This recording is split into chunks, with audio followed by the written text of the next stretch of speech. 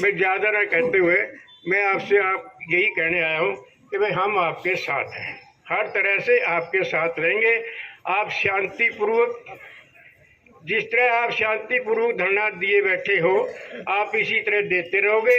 लेकिन मैं प्रशासन को चेतावनी देना चाहता हूँ कि भाई हमारा ये जो शांतिपूर्वक धरना ना, इसको हमारी कमजोरी मत समझें कि भाई हम कुछ नहीं कर सकते।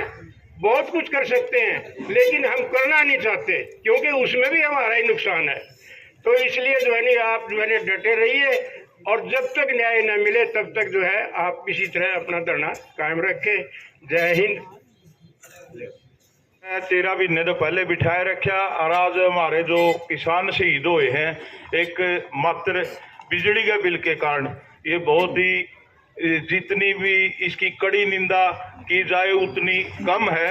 हम सबसे पहले खटकड़ और खेड़ा खाप की तरफ से और पूरे करसिंधु गांव की तरफ से हम उस शहीद को नमन करते हैं और हृदय की गहराई से उसके परिवार को इस सदमे से उबरने की हिम्मत की भगवान से अर्ज करते हैं।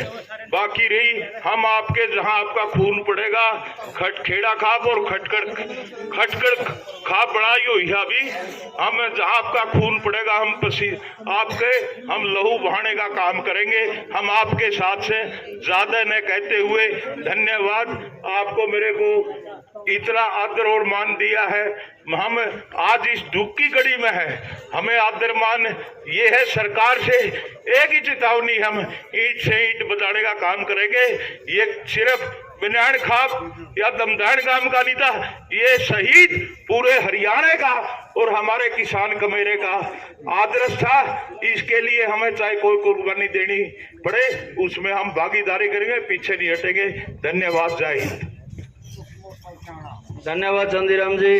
अब मैं करूँगा हमारे बहुत ही सीनियर मास्टर बलबीर जी से, और बड़े अच्छे बोलते, बड़े तजुर्बेकार हैं। समय की आज इनसे भी उम्मीद करेंगे कि कम ले में मास्टर। बहुत ही सम्मानित आज इस धरने के अध्यक्ष मेरे साथी रघुबीर नयन, प्रवक्ता बनियान खाप के अलग अलग तपों से डॉक्टर प्रीतम जी दमतान तपा, चौधरी फकीर चंद कालोन पता तपा, और अलग अलग खापों में हमारे लुधियाना खाप के साथी रोहतास, कंडला खाप के साथी ओम प्रकाश,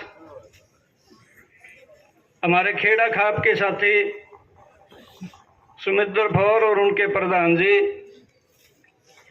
अलग अलग जगह से हरियाणा, पंजाब, क्योंकि हम आपस में दूर नहीं है, बेशक कोई सीमा निकाल दी हो, उन सब का खासकर यहाँ गुरुओं की धरती, संत फकीरों की धरती और ये न्याय की धरती दमतान में आप सबका इस दुख की घड़ी में आभार व्यक्त करते हैं कि आप हमारा दुख बंटाने के लिए पहुंचे हैं। मैं अपनी बात करूं उससे पहला जरूरी है कि हम अपने साथी सुरेश को नमन करें। साथियों, कई बार बातें दोहराई जाती हैं, हर आदमी की अपनी एक कैपेसिटी होती है। कोई अपराधों को भी सहन कर लेता है और किसी से सामान्य बोल भी सहन नहीं होता। साथी सुरेश सहन नहीं कर पाए इस अपराध को जो बिजली विभाग के कर्मचारियों ने, अधिकारियों ने उसके साथ किया, और उसके मन में यह बात उसी दिन होगी छापामारी के बाद, इस जिंदगी से तो यूं चला जाना अच्छा है। बार बार बेइज्जती, खेत का ट्रांसफार्मर जला पड़ा, वार्निंग दे दी कि इस पे भी आपका इन केस बनागा, घर में चोरी पकड़ी गई, पड़ोस में हंगामा हो गया, और क्योंकि घरेलू परिस्थिति भी इस प्रकार की थी घरवाली चली गई कुदरत के यहाँ, एक 9 साल का बच्चा, अंधे माँ बाप। उस साथी का चला जाना बहुत दुखद है, लेकिन किस मुद्दा खातर क्यों गया, अकेला सुरेश का नहीं है, और पता नहीं कितने सुरेशा ने कुर्बानी देनी पड़ सके। इसलिए अपन इस मुद्दे को गंभीरता से सोचते हुए, मेरे से पहले बोलते हुए मेरे कई साथियों ने यह बात रखी है, 4 किलोमीटर दूर पंजाब है, 300 यूनिट भरी है एक मीटर पे, 1 महीने की 300, 2 महीने का बिल आवे तो 600। दिल्ली हमारी राजधानी है, 200 यूनिट भरी है हर महीने। इस गांव राम में बसने वाले मुट्ठी भर अमीर आदमी होंगे, बड़े जमींदार होंगे। जे 300 यूनिट भरी हो जाए तो कुंडी की बात तो छोड़ो, कही नहीं हमारे साथियों ने, कोई मीटर का नहीं जाए कभी नहीं देखागा। जिसका घर में 1 या 2 पंखा है, जिसका घर में सामान्य 1 या 2 पशु है और 5-4 सदस्यों का परिवार है, उसने 1 पैसा भी नहीं भरना पड़े। दिल्ली की आधी से ज्यादा आबादी है, पंजाब की आबादी का बड़ा हिस्सा है, और जिनमें कोई साथियों का अच्छा ब्योंत है जो एसी चलाना चाहते हैं वो खर्चा दे देंगे, कोई बात नहीं होती। तो यह बात हरियाणा में क्यों नहीं लागू हो सकती? हमने बहुत गंभीरता के साथ सोचना पड़ेगा, और सच्चे मायने में साथी सुरेश की श्रद्धांजलि, उनके इरादों का समर्पण हम तब पूरा कर पाएंगे जब उनके अनुसार हम इस जनता को राहत दिलवा पाएंगे। साथियों, समय की दाब है, आज 3 बजे मीटिंग करनी है अपन है। मुख्य बात यह है, इस क्षेत्र की नहीं, हरियाणा की और पूरे हिंदुस्तान की धरती की, हमें दबाया नहीं जा सकता। लेकिन हमारे यहाँ कहावत है, बड़ो के हमारे ऊपर से कीड़ी चला दो कोई, हम उसका विरोध नहीं करते। जब तक सरकारों ने हमें बढ़ोया, हम उनकी बातें में आए रहे।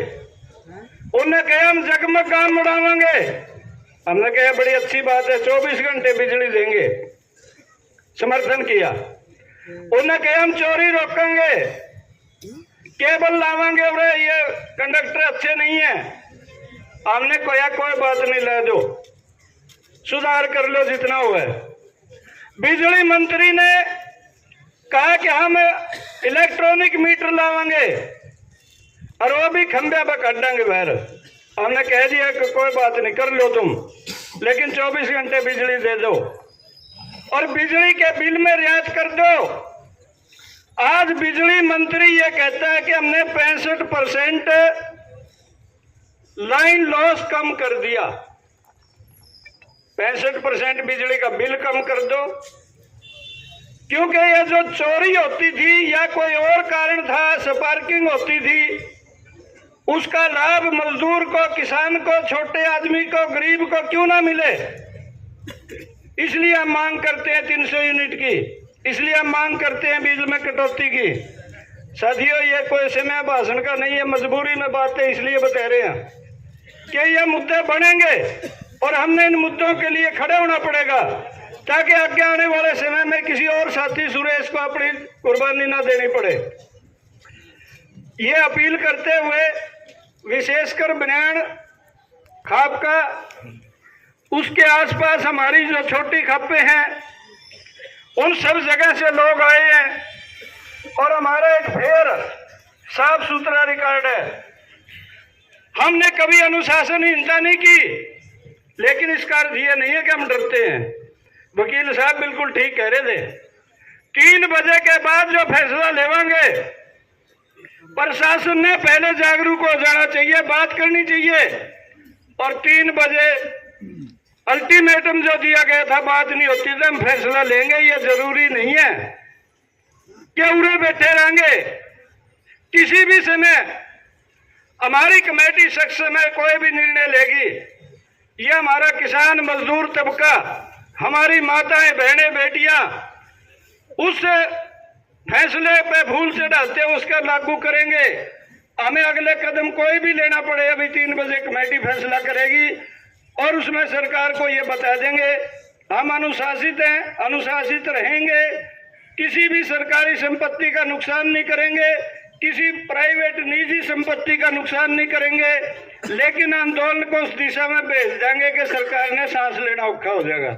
ये वार्निंग देते हुए आप सब साथियों से अपील है, अपने 2 दिन हो गए यहाँ और बैठना पड़ सकता है, कोई नया फैसले के अनुसार कुछ और जगह बैठना पड़ सकता है, उसमें आपसे आशा है कि पूर्ण सहयोग आपका मिलेगा। आपने समय दिया, मेरी बात सुनी, इसके लिए बहुत बहुत धन्यवाद। जय जवान जय किसान।